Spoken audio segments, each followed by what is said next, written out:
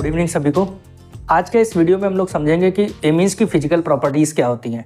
इससे पहले हम लोगों ने जो भी प्रिपरेशन मेथड्स थे उसके बारे में हम लोगों ने पढ़ लिया था। तो आज समझेंगे एमीन्स की फिजिकल प्रॉपर्टीज़ के बारे में, जिसके लिए मैंने पहले से ही इसके नोट्स बना के रख दिए हैं इस पर। तो आप लोग प्लीज़ इसका एक स्क्रीनशॉट ले लीजिएगा बाद में, या इसको नोट कर लीजिएगा आराम से। तो समझते हैं कि एमीन्स की फिजिकल प्रॉपर्टीज़ क्या होती हैं। चलिए फिर शुरू करते हैं। फिजिकल प्रॉपर्टीज़ में सबसे पहला पॉइंट इसमें यह है कि जितने भी लोअर मेंबर्स होते हैं एमीन्स के, अप टू 2 कार्बन और 3 कार्बन्स, वो सब गैसेस स्टेट में होती हैं। सभी गैसेस स्टेट में होने का मतलब है कि वो गैसियस फॉर्म में पाए जाएंगे। लेकिन जैसे ही नंबर ऑफ कार्बन उसमें इंक्रीज होता है तो मॉलिक्यूल्स की गैदरिंग बढ़ने लगती है। तो C4 से लेके C11 तक, means number of carbon from 4 carbon to carbon number 11 तक अगर आप देखेंगे तो ये सब वोलेटाइल लिक्विड के जैसे हो जाते हैं। मीन्स कि अगर इन्हें हम रूम टेम्परेचर पर रख दें, ओपन करके खुला छोड़ दें, तो फिर ये धीरे धीरे वेपरेट होने लगेंगे।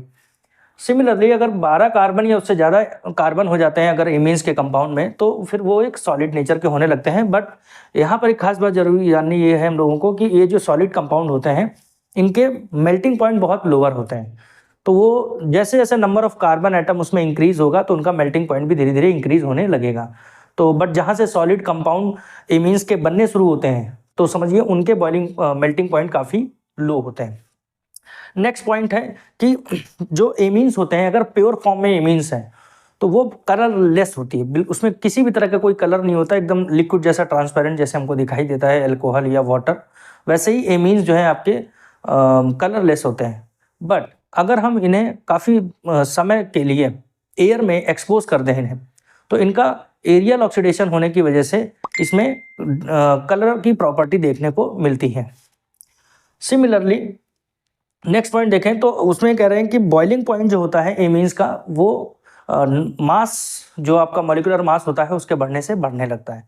ये एकदम कॉमन टॉपिक है। किसी भी कंपाउंड का मॉलिक्यूलर मास बढ़ा देंगे तो आप जनरली देखते हैं कि जो एक पैटर्न देखने को मिलता है बॉइलिंग पॉइंट में चेंज होने का, वो more the molecular mass more will be the boiling point. तो इसके लिए एग्जांपल है, suppose we have methyl amine. Methyl amine में देखिए एक कार्बन है और NH2 ग्रुप, तो दोनों में ही कंपाउंड में कॉमन है, और इसमें एथाइल कार्बन। तो मेथाइल में मतलब मेथाइल एमीन में एक कार्बन है, एथाइल एमीन में 2 कार्बन है। So that is why molecular weight जो होगा आपका एथाइल एमीन का ज़्यादा होगा, इसलिए इसका बॉइलिंग पॉइंट भी ज़्यादा होगा। तो नेक्स्ट पॉइंट यही है कि the boiling point increase with increase in molecular weight of the amines. Next point है फोर्थ कि amines are water soluble. Amines जो होते हैं वाटर सॉल्युबल होते हैं क्योंकि इसमें हाइड्रोजन बॉन्डिंग पाई जाती है। ये हाइड्रोजन बॉन्डिंग होने की वजह से ही सॉल्युबिलिटी नेचर हमें देखने को मिलता है, जैसा कि अल्कोहल में होता था। लेकिन अगर मान लीजिए पूछा जाए कि वाटर और वाटर में अल्कोहल और एमीन्स में ज़्यादा कौन सॉल्युबलाइज हो जाएगा, तो आंसर होगा अल्कोहल। अल्कोहल क्योंकि ज़्यादा स्ट्रॉन्ग हाइड्रोजन बॉन्डिंग बनाता है वाटर के साथ इन कंपैरिजन टू एमीन्स।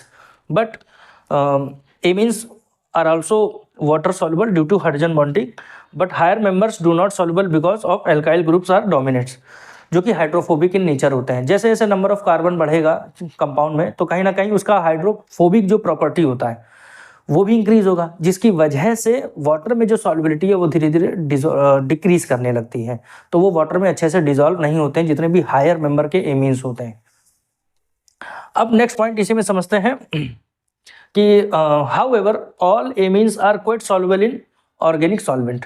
साथ ही बिकॉज ऑफ ऑर्गेनिक नेचर, अगर आप देखें amines are organic compound, so that is why ये ऑर्गेनिक सॉल्वेंट में भी डिजॉल्व होंगे, जस्ट लाइक बेंजीन, ईथर और अल्कोहल्स, इन सब में भी।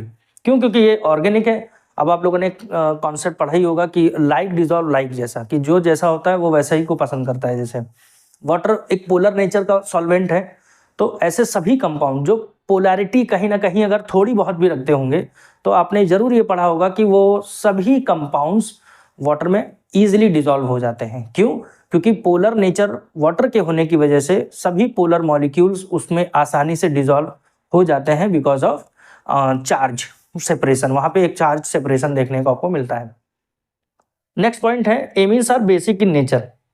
अब एमीन्स का बेसिक नेचर इस वजह से होता है क्योंकि एमीन में अगर आप देखेंगे कि नाइट्रोजन पे एक लोन पेयर होता है। अब उस लोन पेयर के डोनेशन पे डिपेंड करता है बेसिक नेचर। तो ये कहानी शुरू होती है लुईस एसिड बेस थ्योरी से। लुईस एसिड बेस थ्योरी अगर आपने पढ़ी होगी 11th क्लास में, तो आपने जरूर ये वहाँ पे समझा होगा कि जितने भी लुईस एसिड्स होते थे वो इलेक्ट्रॉन एक्सेप्टर हुआ करते थे, electron pair acceptor, and all the Lewis bases are electron donor, electron pair donor. तो amines are capable to donate the electron pair, so that is why वो एक इलेक्ट्रॉन डोनर होने की वजह से, इलेक्ट्रॉन पे डोनेट करने की वजह से लुईस बेसिक कैरेक्टर रखता है, इसलिए amines generally basic in nature होते हैं। अब उसके पीछे का रीजन ये है कि नाइट्रोजन पर लोन पेयर है। अब यहाँ पर अगर आप देखें, मैंने एक छोटी सी रिएक्शन लिखी है। इफ सपोज कि किसी भी एमीन्स के डेरिवेटिव, अमोनिया के डेरिवेटिव को या किसी एमीन्स कंपाउंड को मैं वाटर में डिजोल्व करता हूँ, तो ये वाटर के H+ आयन से बाइंड कर जाता है। नाइट्रोजन का लोन पेयर वाटर के H+ आयन को बाइंडिंग के लिए अपना लोन पेयर दे देता है, जिसकी वजह से एक अमोनियम ग्रुप बन जाता है, और साथ में देखेंगे OH- आयन बाहर निकल जाता है। अब जितना ज़्यादा एमीन्स का मान लीजिए उसमें कॉन्सेंट्रेशन है, वो कहीं ना कहीं वाटर के H+ को ग्रैब करेगा और एक अमोनियम ग्रुप बना के अलग हो जाएगा और एक OH- आयन बाहर रिलीज कर देगा। इसकी वजह से एक हम इक्वेशन डिराइव कर सकते हैं, जो आपने इक्विलिब्रियम कांस्टेंट वाले टॉपिक में भी पढ़ा होगा। जब हम लोग केमिकल इक्विलिब्रियम पढ़ते थे तो वहाँ पे एक इक्विलिब्रियम कांस्टेंट हुआ करता था, तो वहाँ पे प्रोडक्ट की कॉन्सेंट्रेशन अपॉन रिएक्टेंट की कॉन्सेंट्रेशन, इस तरह से करके एक कॉन्सेप्ट हुआ करता था। तो जैसे डिसोसिएशन कांस्टेंट होता है एसिड के लिए, तो जिसे हम Ka कहते हैं, उसी तरह बेस के लिए भी डिसोसिएशन कांस्टेंट होता है और उसे हम Kb कहते हैं। तो Kb इक्वल टू क्या हो जाएगा, RNH3 OH- आयन और RNH2, इनकी कॉन्सेंट्रेशन का एक तरह से यहाँ पे आप एक तरह से डिवीजन देख रहे हैं। अब यहाँ पर अगर आप देखेंगे कि मैं OH का रिलेशन डायरेक्ट बता सकता हूँ Kb से। जितना ज़्यादा number of OH- ion release होगा उस कंपाउंड का बेसिक नेचर उतना ही ज़्यादा होगा। अब इस Kb का डायरेक्ट रिलेशन आप जैसे मान लीजिए जब आप pH पढ़ते थे तो वाटर की pH होती है 7, the pH of water is 7 when you add something like amines compound, right.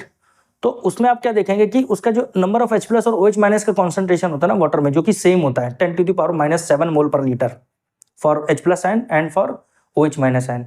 जैसे ही आप एमीन्स मिलाएंगे तो number of OH- ion increase करने लगेगा। सो दैट इज वाई आप देखेंगे कि उसका जो बेसिक नेचर है इंक्रीज हो जाएगा, यानी कि वाटर की जो एक pH है वो चेंज होकर शिफ्ट हो जाएगी टुवर्ड्स बेसिक नेचर, यानी कि 7 से उसकी ज़्यादा pH हो जाएगी। ये एक चीज, एक तरह का सिग्निफिकेंस होता है जिसके थ्रू हम इसको पता कर सकते हैं। तो एक इसके लिए Pkb फॉर्मूला जैसे pH हुआ करता था वैसे POH हुआ करता था, Pka होता था, इसी तरह Pkb होता है। Pkb equal to -log Kb। अगर आप देखेंगे दोनों एक दूसरे के अपोजिट होते हैं, Kb ज़्यादा है तो Pkb कम होगा, और अगर Kb कम है तो Pkb ज़्यादा होगा। इसको समझने के लिए ये समझना होगा मोर Kb value more stronger the base.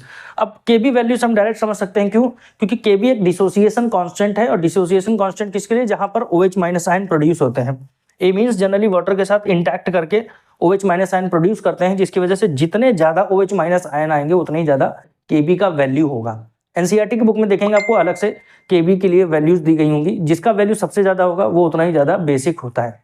इसीलिए लिखा गया मोर Kb value more stronger the base, so less will be the Pkb value. तो आप इसको ऐसे भी याद कर सकते हैं कि Pkb वैल्यू किसी की कम है तो वो बेसिक ज्यादा होगा, Pkb वैल्यू किसी की ज्यादा है तो वो कम बेसिक होगा। तो आई होप आपको फिजिकल प्रॉपर्टी समझ में आ गई होगी। इससे रिलेटेड जो भी क्वेश्चंस आए होंगे उसको मैं नेक्स्ट वीडियो में कवर कर लूंगा। Thank you so much. इसका एक स्क्रीनशॉट लेके आप लोग नोट कर लीजिए इसे।